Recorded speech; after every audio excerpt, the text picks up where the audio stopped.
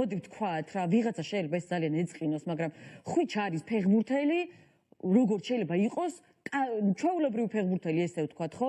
ანუ ძალიან მინდა რომ ხვიჩასთან და ზურიკოსთან ერთად ბათუმის დინამო ჯგუფში შევიდეს, მაგრამ მე არა ვარ ილუზიების მიმდევარი ადამიანი, რომელიც ფიქრობს, რომ ხვიჩა არის რაღაცა ფენომენალური ფეხბურთელი, რომელსაც მარტო შეუძლია საქართველოს ჩემპიონატი რაიმე ტურნირი ჩქარა. აიაქსს უთხრა უარი. ეს ნაპოლი იყო ტყუილი, ნაპოლის მე არ ვიცი ხვიჩას წარმომადგენლები ვინ არიან, ვისაც ნეაპოლიტანის ქუჩებში სახეზე ცნობენ რომ მედია ამაზე წეროს და გარდა იმისა, რომ ნაპოლის პრესატაშე მესაბავი უარყო ქართული მედია მაინც ჯიუტად დგას და ლაპარაკობს ამაზე, რომ გვაჩვენ ვითარიო სამწუხაროა რომ ამ თემით სპეკულირება მიდის. ჩვენ უნდა ვიცოდეთ. მალხას ასათიანი ჩაგვერთო, ჩვენ ასევე მე თუ მკითხავ ხვიჩაზე ბევრად ნიჭიერი იმ პერიოდში ფეხბურთელი და ჩემთვის არც ერთი გუნდი არ შესთავაზებს პირობითად ხვიჩას იმ პირობებს, ვერც ერთ ევროპულ საშუალო თუ გრანდში ვერ გაყიდის ხვიჩას მესვეული, ხვიჩას იმ ფასად როგორც დავუშვათ ზენიტში.